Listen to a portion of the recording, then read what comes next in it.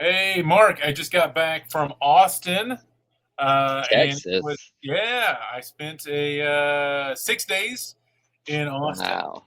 and Nice. it was weird. It was weird because it was such a step down. And, in your local scene, people know you and people like respect Oh, people, and then it's just like just walk in as a stranger and like yeah. beg for 3 minutes, I that sort of thing. That's Yeah. hilarious. I thought you meant the quality of the comedy. Ah, yeah, yeah, yeah. Well, But yeah, no, so I know what you're saying. Yeah, yeah. You're no longer king of the hill. yeah, you're not king of the hill. You're not walking in there. Everybody comes up to you. Everybody like, hey, all that stuff. But yeah, we did. There was some of the comedy there was terrible, just terrible. Now, does Absolutely, Louisville also have terrible comedy or yes, yes, okay, yeah. all right. Every state's Okay. got Okay. terrible comedy, Uh-huh. but you kind of don't think about like a good comedy town to have terrible comedy. You don't think like, hey, okay, they're gonna come out and they're gonna be garbage. But that's exactly what they were. They were some of the worst comedians I've seen in my life. And it was open mic. It was not an open mic, but it was like open mic level, but like a crummy, out of the way, no audience ever, just Hmm. trying to make the back of the room laugh, open I mic. I wonder if that's because of the shows you were able to get on. Like in Well, Louisville, you might be on higher quality shows, you know what I'm yeah, saying? that's exactly what it was. And Okay. we didn't have all that many connections, which I got a little bit of a bone to pick with one of the comedy clubs in Austin. I was a little frustrated with them, but I'll mention them later. Right now, so Okay. we went to Shakespeare's, and so Shakespeare's is right like half a block, maybe even less, from the Mothership. And when you sign up for Kill Tony, that's where you go. You hang out in Shakespeare's, and they play last week's episode of Kill Tony on the big screen, and then they'll pause it and they'll say your name in the microphone, and you'll do it. And Okay. I so I we went to Shakespeare's because they were having some showcases, and we're like, I think we can get up. I think we can get up. We ended up getting up on the Thursday showcase, and it was towards the end of the night, and we went up, dead last, did 5 minutes.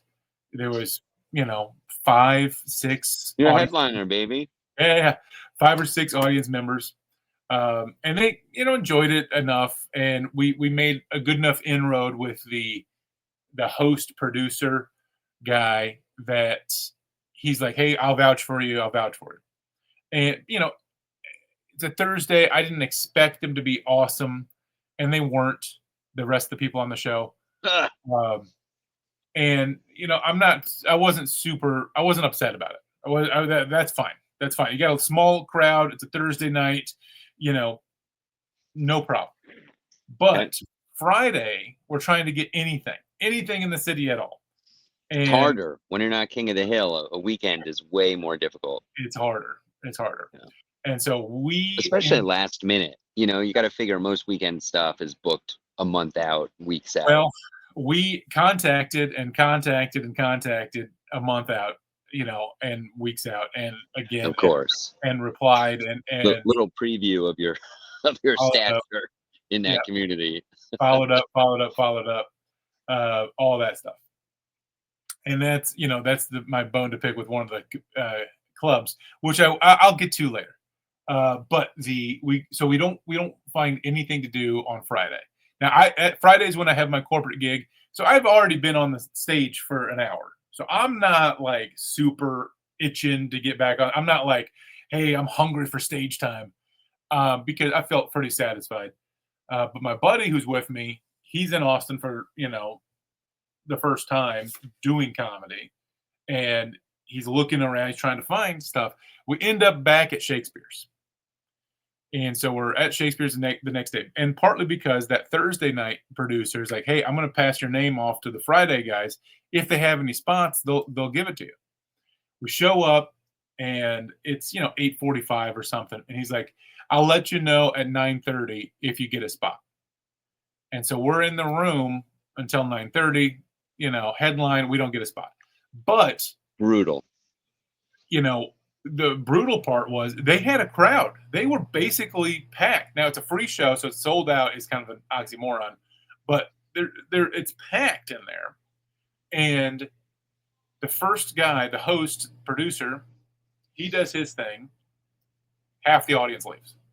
The next guy does his thing. Half the audience leaves. Now 10 more people come in, so they don't. It's like, and I don't blame the audience. It was atrocious. They are bad at comedy. How long are these spots? 8 minutes. They're walking half the audience in 8 minutes. That takes a special kind of skill. It's extremely unfunny and extremely dirty. That's an open micer, right? That's what they are. Now they're learning. That's fine. Are the patrons, did they pay or is it free? No, they got in free. So okay.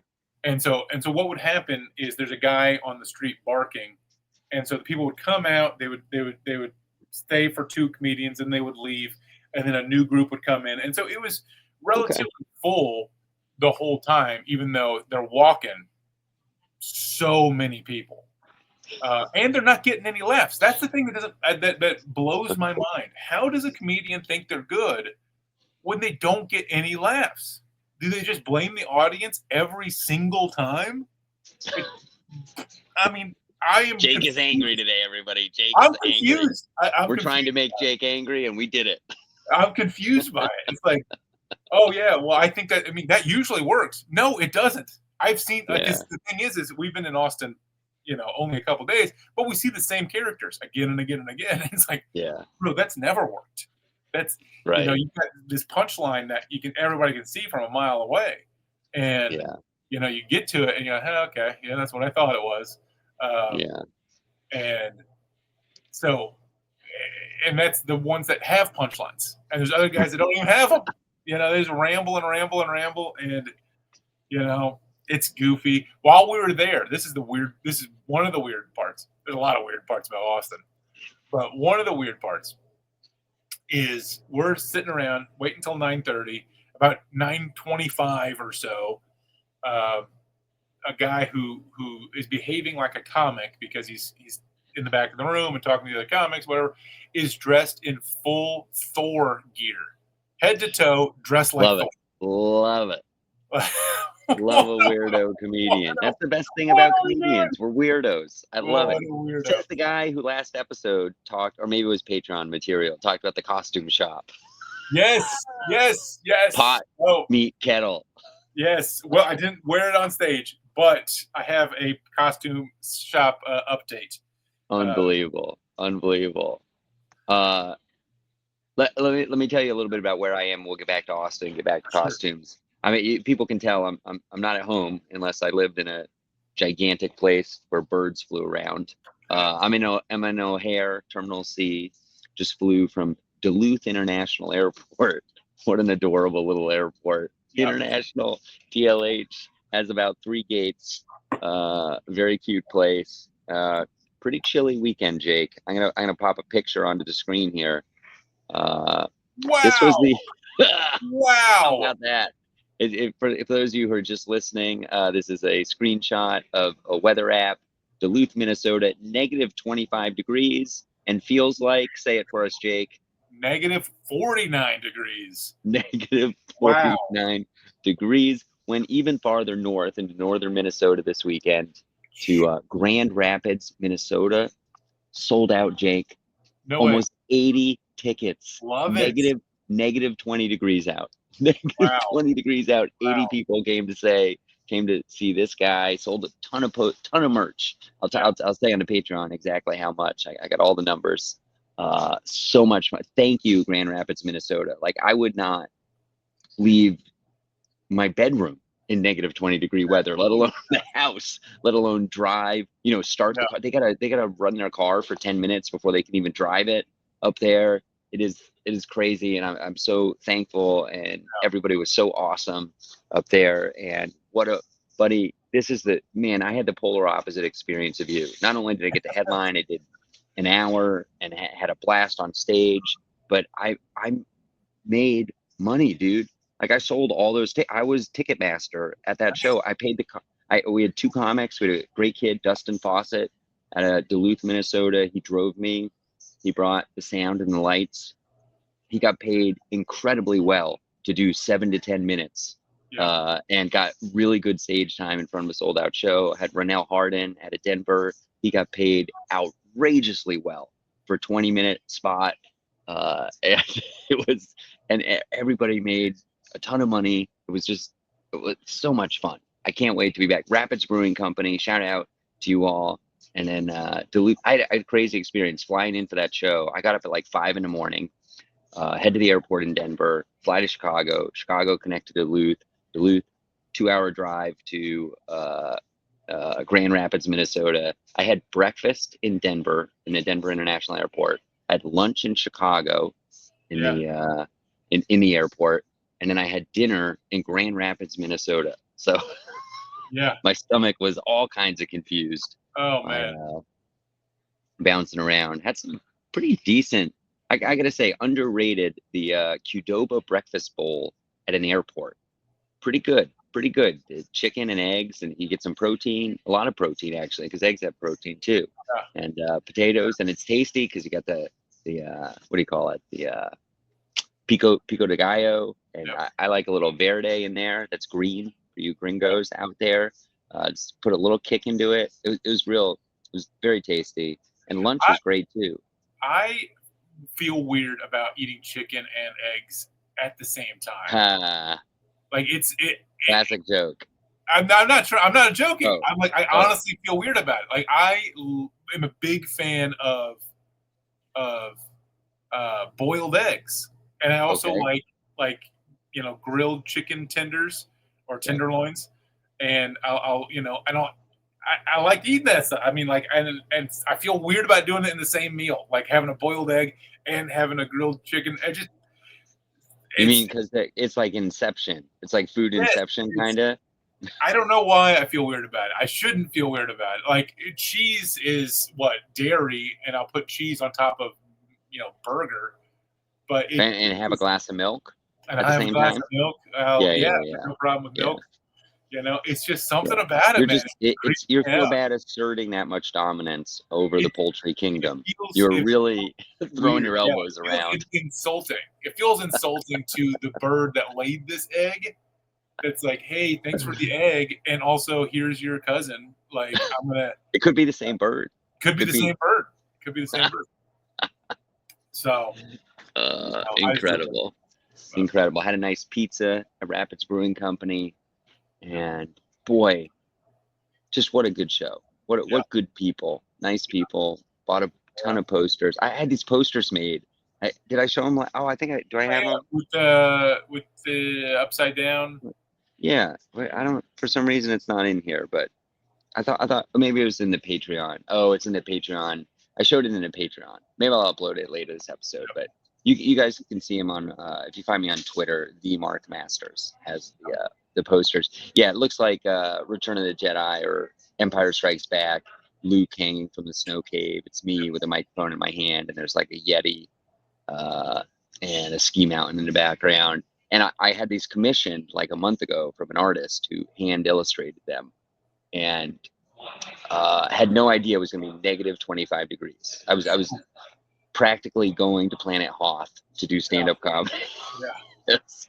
So it worked out pretty well. Okay, and I sold out that first night in Grand Rapids. So I printed more posters in Duluth for the second night, for last night. Wow. And, I got one left. Oh, you know what? I got one left. I'll pull it out of my bag during this. I'm at the airport right now. Let's see if I can, as we're talking. Why don't you go back to Austin? Tell some Austin story. So the comedians had a very. They talked about the same thing. It was like they just did tropes. I mean, it was just, here's the one thing we're going to talk about all time on stage. Yeah, there's the poster. That looks good. There's the poster. Yeah. So you did 2 shows in Minnesota? 2 shows in Duluth. So I did 3 shows total. This is crazy. I'll say it on the Patreon, but I paid a lot of money for my plane ticket. I was pretty bummed about it. but I way paid for it and then Nice. some. I mean, Nice. I'm way in the green on this trip. Like, this is the way comedy should be. It definitely worked this weekend. It doesn't always work, as we're hearing from you. I'll be I'll be where you are next weekend probably. But it's a roller coaster. I like producing the shows. I like I haven't produced a show in a while, but that's my goal this year is to produce some more shows. I got that on our docket to talk about in a second. But okay, I heard this thing about Derek Jeter and how he would get he would get custom made bats from Louisville Slugger, and he would use the bat one at bat. They were all like identical. They were all black. They all had the same weight, length, and grip size. Everything was identical, but he would use them only one time. And the reason he would use them only one time is because then he would sell them. Yeah, right. So $100 bat and making it $1,000 bat by standing at the plate with it. Yeah. That's such a weird idea. You don't do that with your microphones? I buy $100 microphone for every show, and I use a different one. I haven't sold any yet. I'm $100,000 in debt right now, but I have a storage unit full of microphones with labels. Duluth, Minnesota, January 24th, 2026. Yeah. But when I think they'll be worth something. Producing or creating value, for whatever reason, my mind goes there. Like, here's something that was this expensive, and now it's that expensive, and we all agree. I would rather have a game used bat than a non-game used bat, even if they're the exact same thing. And I think about producing a show. Like, there was something that didn't exist, and then it existed, and you get financially rewarded for that. As well, you should. So I'm into it. Yeah. Well, that's a good parallel to the posters, which cost when I got them done in Duluth, I think $1.14 each. Yep. Guess how much I was selling them for? $20. $20. Good guess. $20. Nice. The markup is crazy, but you get to talk to me. I autograph and personalize them, and people were happy to do. I had one guy paid in Grand Rapids, Minnesota. I will think of his name in a minute, but Dan. Dan was his name, the birder guy. Thank you, Dan. If you're watching this, $50 for a poster. Nice. He just gave me a 50. Nicest guy in the world. Yeah. Man, Grand Rapids, Minnesota, you are the best. Everybody, go book your vacation to Grand Rapids, Minnesota. Good people there. Yeah, that's crazy about the Derek Jeter bat. What else is like that?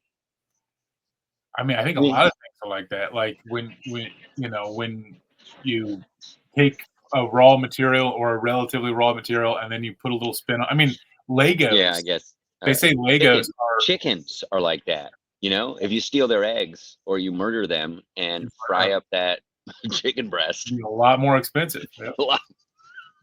Yeah. So anyway, Austin Comics, for whatever reason, not every single one of them, but probably 99%. So not all of them, but all but one, have to mention the homeless. Like they have. It is weird. It's a big part of their life. But I've lived in Denver. I've walked in New York City.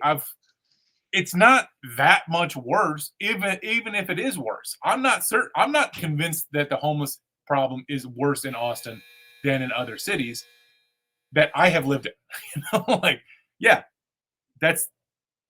And that's what it is, man. What do you think? What do you think is going to happen? But I think what's happening is a bunch of these, Midwestern kids, nowhere kids, suburban kids are moving to Austin and seeing it for the first time. Whereas your boy grew up on 23rd and Federal downtown, the mean street, and would walk, 16th Street. Dude, I was such a latchkey kid. All summer long when I was 13 years old, I would just walk down to 16th Street Mall and just take the shuttle all the way down, back and forth by myself. Here we go. This is what we're doing now. Crazy. You're a big kid too. That probably helped. I'm guessing. I'm inferring. I mean, nobody does. Nobody. I don't care. Too heavy. Wouldn't fit in a trunk. So don't mess with them. Tough to kidnap. Tough to. Yeah. If you're gonna ransom me, it'd be hard to keep me fed the whole time. I Yeah. mean, it's a burden. You know what I'm trying to do, like the Derek Jeter bats? You've probably experienced this at almost all my comedy shows. I have posters and I have the comics sign the posters. Yeah. And I haven't really, probably the best one I have is Steph Tolov. Mm. Before her Netflix special or being in any Bill Burr movies, I got her to sign some posters. And, you know, is she going to become famous? Who knows? Yeah. Like I was just hanging out with Zach Moss, a great Denver comic. Yeah. And he's the second comic I know who's been doing it about 15 years, who used to have Nate Bargatze come through to his showcases and Yeah. do his shows. Yeah. My hope is to one day have a couple posters signed by somebody like Nate Bargatze. Maybe Yeah. Derrick Stroup. Maybe Derrick Stroup will be it. Yeah. I should go back and make sure I have posters signed by him. I'm not 100% that I do. Yeah. Huh. I'm gonna have to look into that because one of them was a weird Vail Comedy Festival thing where we don't always do a poster. Another one was the very first show I ever ran, so I don't think I had people signing posters back then. I should actually make some posters from the shows he did of mine and bring them to him at a show and get him to sign them. Yeah. Absolutely. That's man, it is snowing outside. By the way, shout out to Duluth, Minnesota. First time I've ever been on a Jetbridge. You know what a Jetbridge is, right? It's that weird movable hallway. There should definitely be some jokes about jet bridges. What a weird thing, like a hallway on wheels. Yeah. It was full of snow. It was snow inside the jet bridge? Wow. So I'll text you a picture later. Wow. So funny. I was like, well, welcome to Minnesota. This is going to be You're walking out of the plane, and the plane is probably, 70 degrees, 65 degrees. Yeah. A little bit on the cool. Well, this plane that just landed at O'Hare just now, they opened the door, but the jet bridge wasn't there yet. For like 5 minutes, it was blowing snow in the plane. Oh. And this is crazy. I got upgraded to first class. Yeah. Way to go. You remember last year, I went out of my way to get the high status, so it's working. Yep. I got the first class, and I'm in 2A. So I'm 2 doors. There's basically snow blowing in my face. So it was not an upgrade from that perspective. Yeah. Did you drive all the way back from Austin? Yes. So we left early, and it's because of this ridiculous storm. We're in this midst of this really big storm, and it basically follows the path that we took from Texas, and it goes right through Nashville and up through Louisville and then all the way to the East Coast. And I hear that like Boston area is going to get hit really hard. Yeah. And also, but Boston is more prepared for things like that. But also, it's hitting Texas really, really hard. So we had what happened with this trip. I don't know if this was a good idea or was a bad idea. It was just the idea that we had. Is I have this corporate gig in Austin on Thursday and Friday. The next week, my friend had he was part of a comedy festival on Thursday and Friday at Tower City in Paris, Texas. And so we're like, well, why don't we just drive down and spend the rest of the time in Austin and figuring it out and doing this and that? And so that was the plan. So like the shows that I cared about were the corporate ones right at the beginning of the week. The shows that he cared about were the festival right at the end of the week. And we left before he did any of the festival. Oh, no way. Yeah. But it was the snow? Yeah, it was his call. And we probably could have stayed one extra day because that Thursday, the snow was supposed to start in the Texas area midday Friday. Okay. So if we do the Thursday show and then we leave on Friday, we're going to be driving while the snow's coming down, but it hasn't really gotten real bad yet.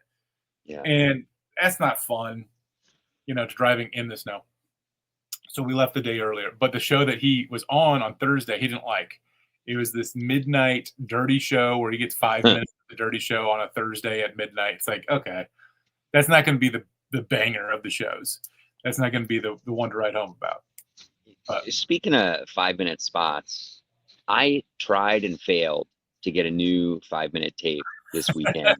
I think the first night, this was crazy. I mean, I was doing very well. I'm about 45 minutes into an hour set.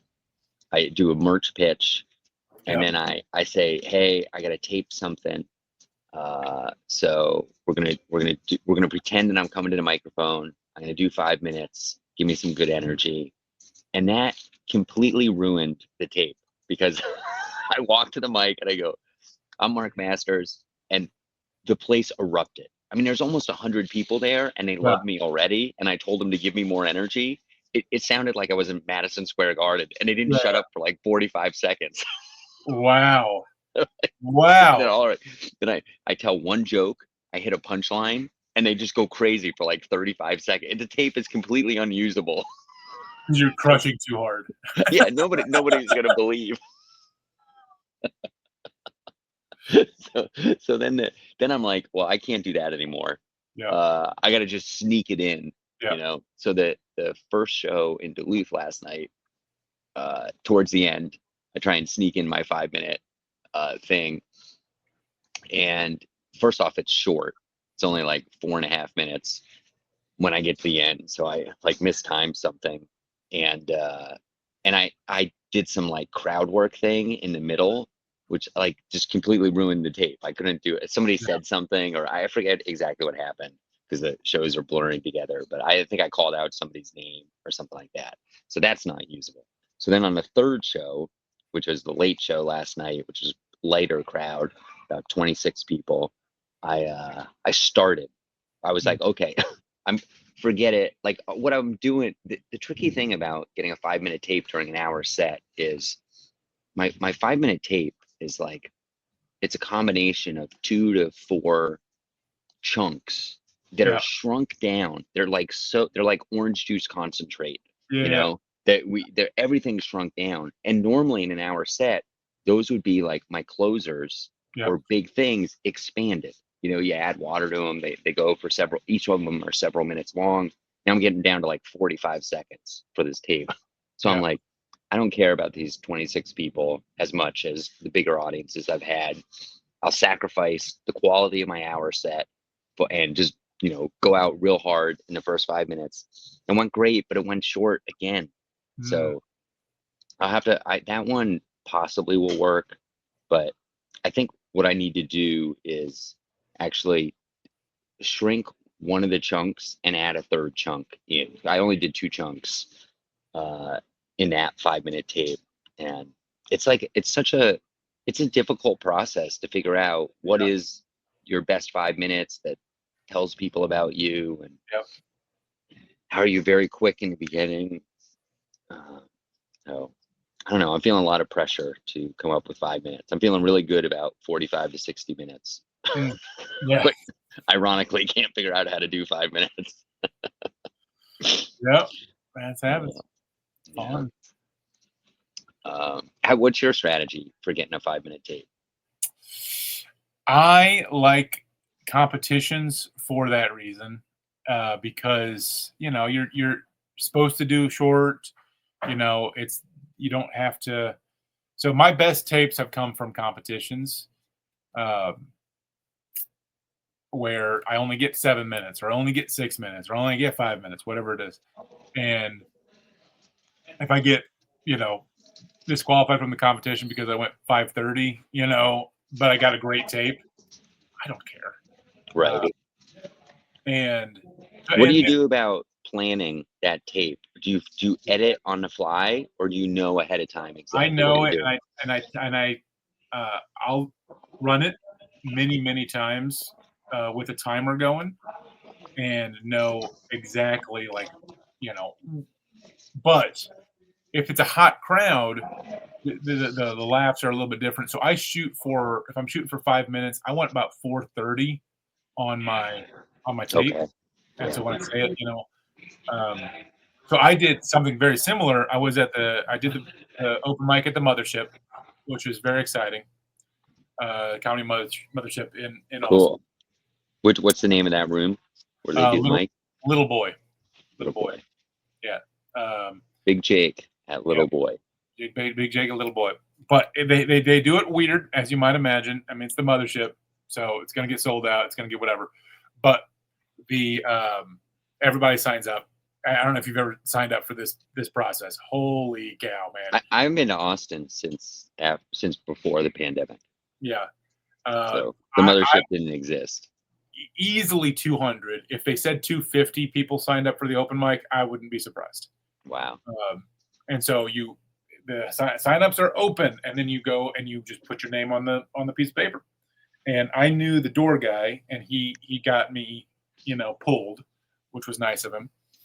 And then I get 3 minutes on stage. Okay. And I went up 5th, which usually wouldn't matter that much. But after you're done, you have to leave. You have to leave the room. Like, they're going to sell that ticket. Like, so they start filling in, and the front part is pretty full. The back part is basically just comics. As the show keeps going, they keep filling in all of the empty spaces. And then they, so the person that goes 20th is probably talking to 20 more audience members than I did. Got it. Yeah. So did your buddy, your travel companion, get on? He did not. Okay, but he signed up. He signed up. Yeah. So I went 5th, and you get 3 minutes. And so I'm like, let's get a hot 3 minutes, man. Yeah. And I timed it out many times, while I'm sitting there waiting, and it was right at 2:15. I'm like, okay, I'm not going to run over, but hopefully it'll be pretty close to 3. Ended up being 2:40, which was nice, but the guy on the clock didn't hit the clock right, and so it looked like I'm getting off at like 2:05. But I checked you're not allowed to record it, like video record it, but you can audio record it. And I checked the audio recording, and it was 2:40. So I'm like, I'm happy with 2:40. I would have been a little upset with 2:05. Right. 3 minutes, and you do 2:05. But really crushed. It was weird. Now, you've been bragging a little bit today, and I think rightfully so, and I'm for it. I'm gonna jump on the brag wagon. All right, let's do it. The bragging here, yeah. And of the first 5, I only saw 5 comedians. So there might have been absolute killers behind me. I only saw 5. I was head and shoulders above, and I'm experienced. I'm figuratively and literally. Literally, huge laughs. I got two times they almost did an applause break, which was a little bit frustrating because I'm like, just do it, just 17 laughs in 2 minutes and 40 seconds. I counted. And wow. So crushing, really, really crushing. Awesome. And then you have to just leave the room, and then you're just standing on 6th Street alone. It is the weirdest feeling because when you crush, then you go back and you sit, and then you see, and you're like, everybody they keep coming up to you like, hey, great job. Oh my goodness. Yeah. You hear that, or you hang out after the show, and the audience like, oh, you were my favorite. You were my favorite. I hear that a lot. I don't know if you do. And I was just alone on 6th Street, just there, like nobody around. There's people everywhere, but nobody's just saw what I did. Yeah. So I'm like, all right, let's go. Did you consider buying a ticket? Was there a way to get back in if you paid as a customer? That's it. I didn't even consider that. I didn't know if that was a possibility. I don't know if it is. Yeah, I don't know if it is. But I would have liked to see. I had a friend, Matt Taylor, very funny guy out of Nashville. He's probably most famous now. I mean, he's a comic and he's funny in his own right. But his wife is Fiona Cawley. That's not. And because Matt Taylor is a pretty generic name. Yeah. But, he was on the show. He went up like 20th, and I talked to him quite a bit before the show, and but after the show, I didn't run into him again in Austin. It would have been nice to hear, like kind of how the show went and how the things. But I don't know if you've ever done that. If you ever like, hey, I'm pretty sure I just crushed, and then now you're sometimes you got to run to a different show. I've had that happen, and you're kind of like regret it, and then the second show isn't very good. Yeah. You're like, I wish I would have just stayed and basked in the glory. Yeah. There's no glory basking for me at all. And it's just I had to check out with and there's these security guards right there at the front, and they were like, "Hey, how'd it go?" And I was like, "Well, this is how it went. I thought it went pretty well." And they're like, "Okay." Yeah. They don't care. They don't care. Nobody cares. So did you sign up for Kill Tony? Did you try that? I did. Let's hear about it. Tell me the whole story. So yeah, you sign up. You have to go upstairs in Shakespeare. So this is the same room that I saw comics die a miserable death. And there's two lines. One if you've signed up before, and one if you're the very first time signing up. And the very first time signing up was pretty long. It was a pretty long line. And we're just going through, and you have to just put your name, put your Instagram handle, stuff like that. And then they give you a wristband. And my wrist is so big that they had to use two, which was weird. It's like those regular wristbands that just kind of like the little disposable ones that just have the little. Yeah, I know what you're talking about. They don't this is probably impolite to ask, but do you have a similar situation when you fly? No. Okay. No. Right. There was a time when I did the seatbelt extender. The seatbelt extender makes things a lot easier. Like I can do it, but it's kind of I have to lean way back, and I have to like. I was wondering, do people would you buy your own extender at some point? Because who wants to ask for that? It's like it's kind of like I have a joke about that with bathrooms when you have to ask for the key, how it's like degrading. It feels like I would want how much can that cost? And it's got to be universal, right? It's got to work on every airline probably. I've looked into it, and and last I looked into it was Southwest has one version, and the rest of the airlines have a different version. Okay. So it's pretty universal. So anyway, so I so then you just wait around. So I did that, and then I did the. Okay, so you sign up at Shakespeare's. Sign up at Shakespeare's. You get two wristbands. And then after that is when I got the news that I'm doing the open mic at the Mothership. After that, wait, I'm confused. Help me out with timing. Make up some times. The same day. Sure. Okay. Happens on the same day. So Kill Tony starts around 9, I think, maybe 9:30, okay. And the open mic at the Mothership starts at 7. So you can do both. Okay. You can sign up for both. Everybody signs up for both. That's why so many people sign up for the Mothership open mic, is because they're really signing up for Kill Tony. They're in town for Kill Tony. And so then you. And what day of the week is this? This is a Monday. Okay. Yeah. So to have such a hot show on a Monday is weird, right? You know. But we did this. So signed up. Then we have to go. Basically, you do the open mic. I could leave, and I'm now just a schmuck in the world. Go from dominating. You don't know if you've gotten into Kill Tony or not. I don't know if I've gotten into Kill Tony. Okay. And then you go up to Shakespeare's, and you just wait. You just wait for hours, and they show last week's episode, which is premiering today. Last week's episode of Kill Tony. So what's happening on the screen and the guests and all of that is not what is happening in Austin. That's confusing. Yeah. So we don't know who the special guests are. We don't know who has gone up before. We don't know anything. But then they'll play Kill Tony. Is this like a Yonder club? Do they take the phones from the guests? Yes. Yes. And then they will pause it for a second. They'll say somebody's name. You come up to the stage, and they'll take you away to it. And so we saw lots of guys that were sitting near me. One guy that's sitting just right over here. One guy sitting right over there. They got called. Me and my buddy, neither of us got called. Bummer. Yeah, one guy came back, and he had this like weird Darth Vader neck tattoo. But he came back. He's like, "Yeah, I got a little joke book," which means you're terrible, right? And then another guy came back, and I got a big joke book, which means you're good. Yeah. So it was interesting. I'll have to watch when the episode that I would have been on. That's funny because it's really the opposite in real life. Yeah. Good comics have little joke books. Yeah. And bad comics have big joke books, in my experience. Yep. So did you must have found out who the special guests are though from the I don't. Notebook I have no people? idea. No? Oh, you don't know. Well, Okay. they're not supposed to tell you. So like there's Oh, they like warning. sign an NDA or something. Yeah, there's strict warning. I mean, the guy keeps going on the microphone. Hey, this is.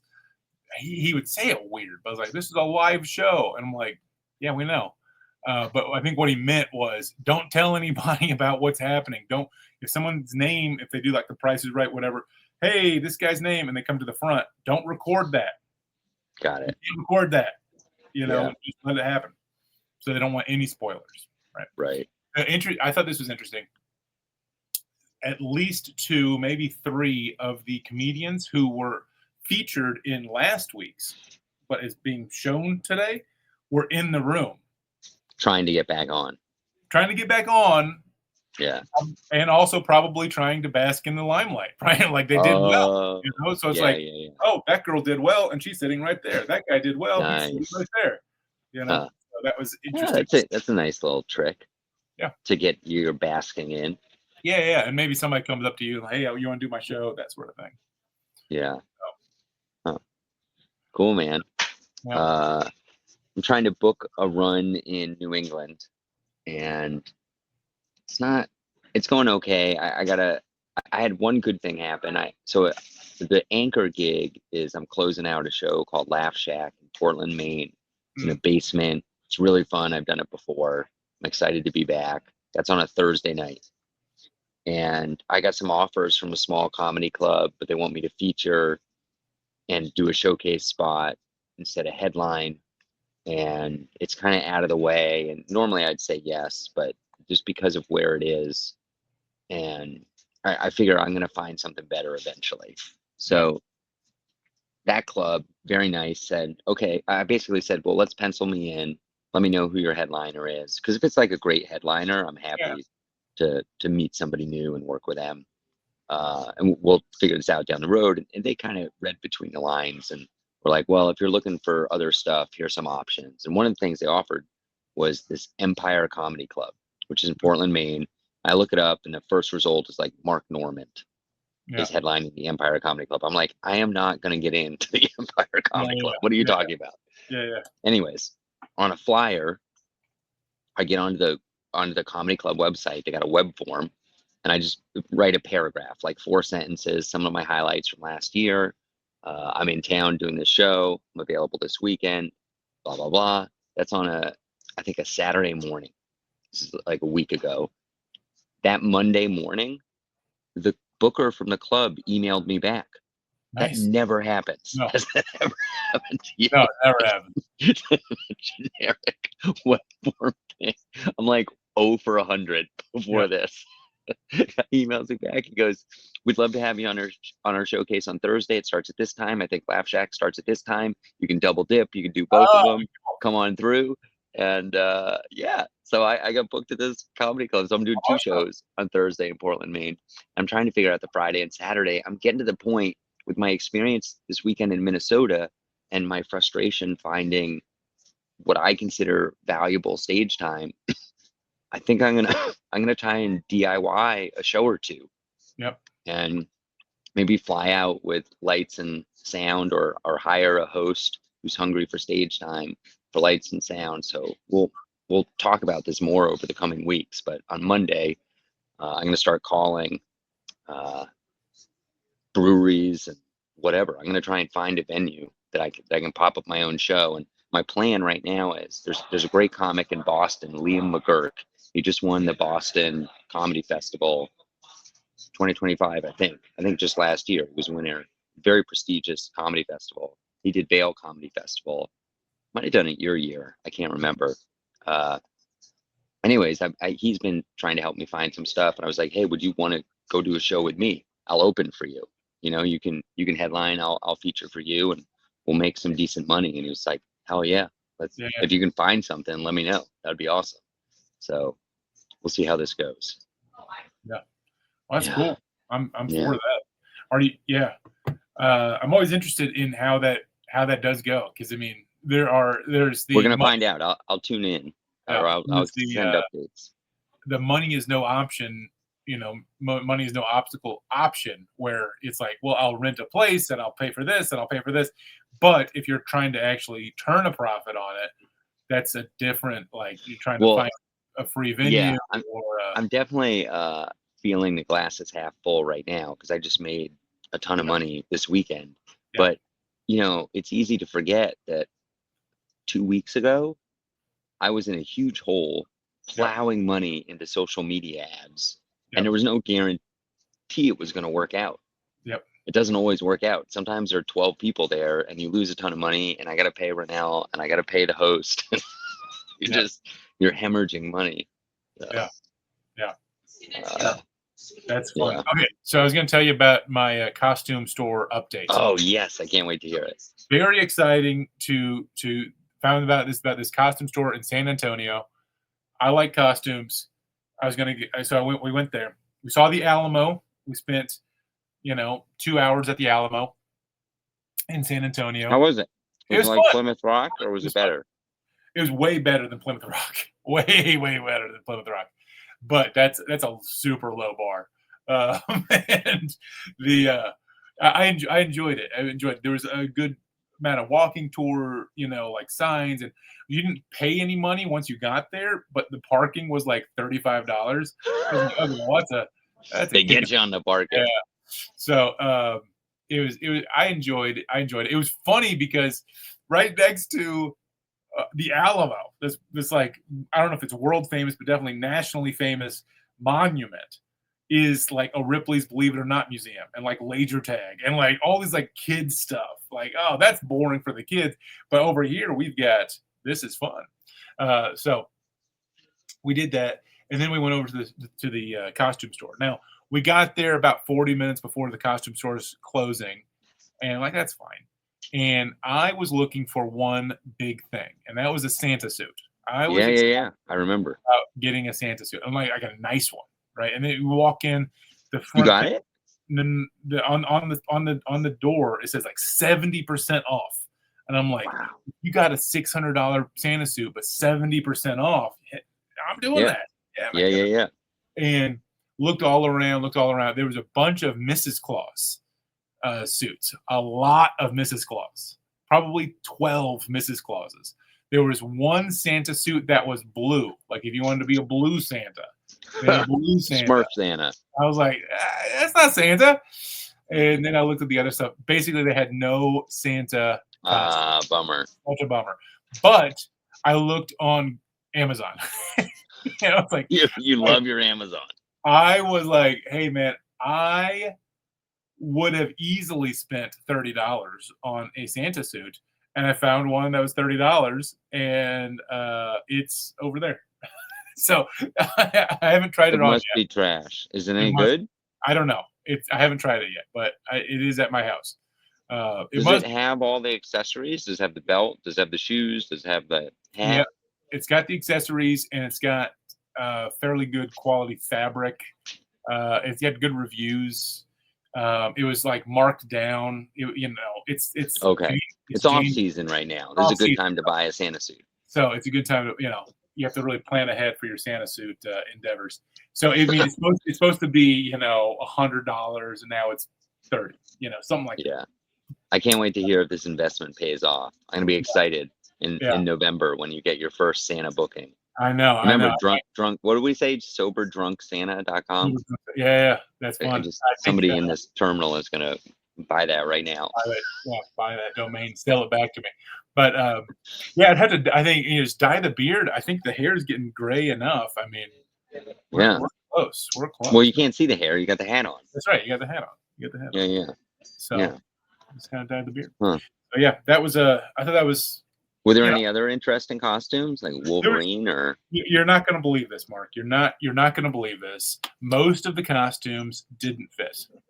Yeah. So.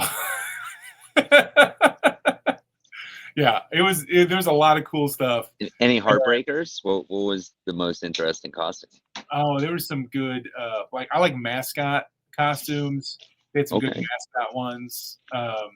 They had some good like Civil War stuff, but I'm like, I'm bigger than the entire Confederate Army. So I do a bit on stage about mascots, and I'll like ask audience members their mascots, and I've been doing that for years.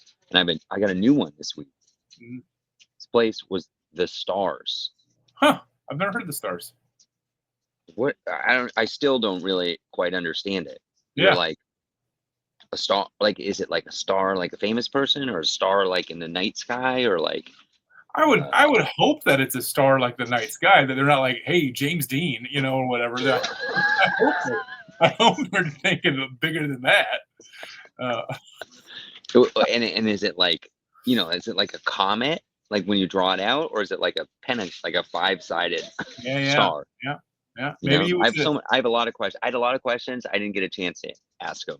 Maybe it was a Jewish school and it was a 6-sided star. Yeah. Could have been. He didn't seem of that persuasion, but yeah, that was a new one. I hadn't heard that one. Then we had some lady. Yeah. Anyway, that's not going to be funny. But we had some good ones, and I did a lunchbox thing. I got a bunch of great lunchboxes this weekend. Thank you everybody who shared their lunchbox. I got Superman for the first time. Nice. I got to come up with a better joke for Superman. I got Spider-Man for the first time, and I did come up with a great joke, but it's not appropriate for Mark and Jake try to make it audience members. Maybe I'll share it on the Patreon. And definitely not in Terminal C of O'Hare Terminal. That's right. There's like 12 people listening to us right now. We have a live audience right now, Jake. Well, you can only hear half the conversation, so it sounds like I'm a crazy person. Yeah. No. So did it end up snowing on your path? Not while we got home, totally fine, no problem. And it started snowing basically a day and a half later. So it didn't feel like, well, we got home just in time. It's like we got home and we're good. But we were able to do. I was pretty much banking on the power going out. So I started stocking up and preparing for the power to go out. So far, it hasn't, which is great. And I think the worst of the storm is just a little in a few hours. So we're almost done with the worst of it, which is, of course, exciting. And then we just have to dig out. We're going to be below freezing for the next week. They're saying, I saw the news that they're like, basically 9 or 10 days until New York City is going to be above freezing. So they're going to have this stuff around for a long, long time. So that was nice to get home. Everything got canceled. All the comedy shows on Saturday got canceled. So really, oh yeah. What a bunch of sissies. Well, you got right. Can you say that? Can you say that? I don't know if you can say that anymore. But they came out in negative 20-degree weather. That's right. I guess that's just another Tuesday in northern Minnesota. Yeah. It's pretty true. I mean, it's cold out, and I think it's like 6 degrees, and it feels like -5 or something like that. And so when you showed that, I'm like, golly, dude. Yeah, let's pop it up again for the viewers. Really unbelievable. Really incredible. -25 feels like -49. True. Unbelievable. Unreal. That's do you have to shovel? I will eventually. Obviously you wait till the snow stops. So it's still it's about, we're probably 3 or 4 hours before the storm is kind of over. Okay. But, so I probably won't do much today. You got a good shovel? You're happy with your shovel? No. No. It broke. Okay. It broke the last time I used it, and so now I'm using it with a broken handle.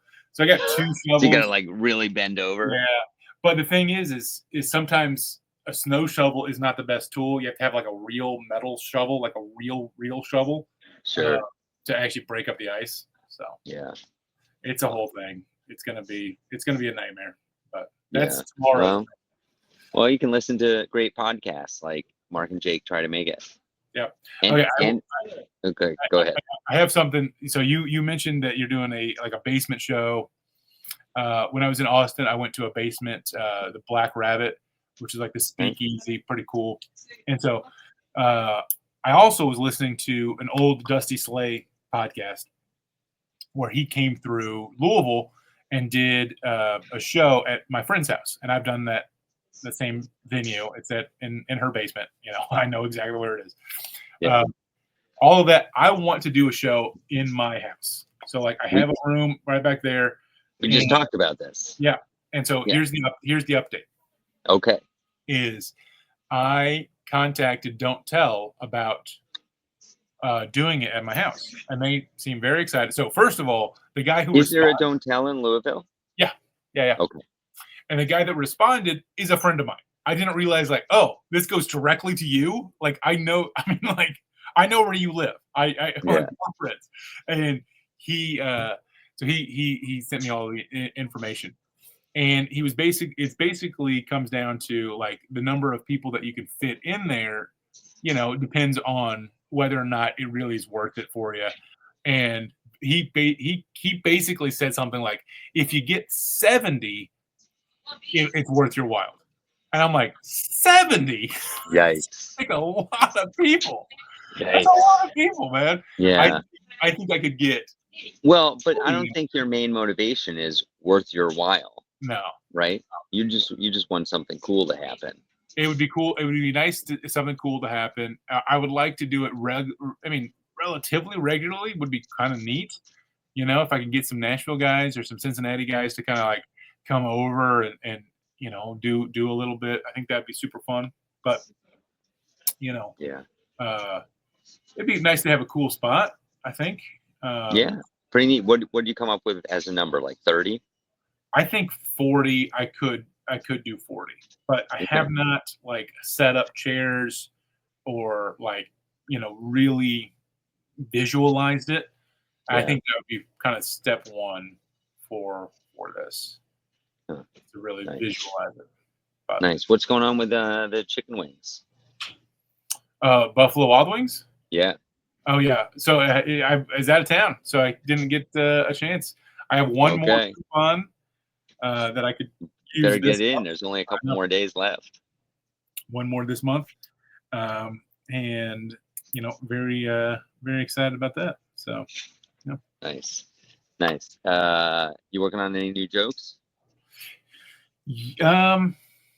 Well, I have a joke that I've been telling that has been working, and I'm curious about maybe expanding it. I did a slightly bigger, longer version recently, and I liked it, but the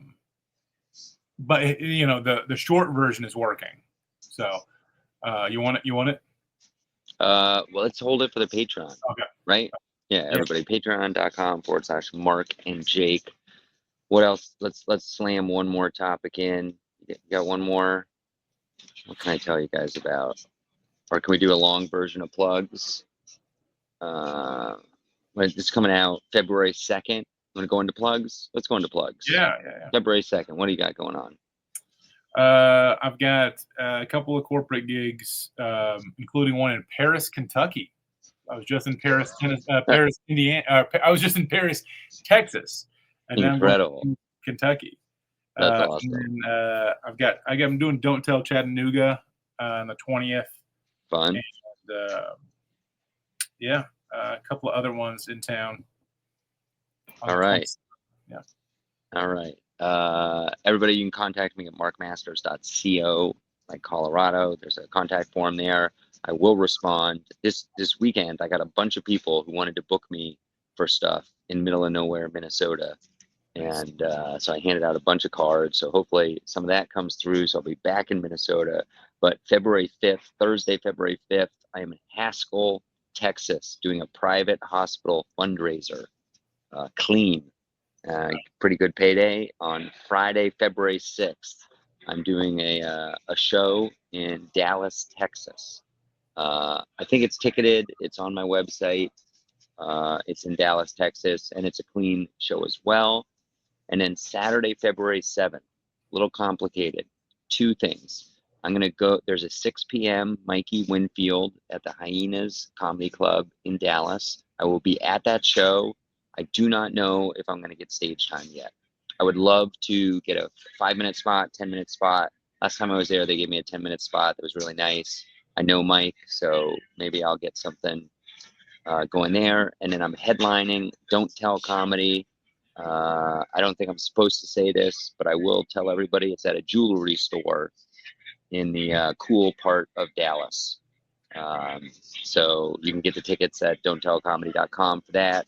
And I am closing it out on Saturday, February 7th. And we're going to roll over to the Patreon from Chicago Airport, but I'm going to switch gates because the plane just pulled up and this place is already starting to get crazy and going to get crazy. So everybody have a great week. We'll see you soon. Bye-bye.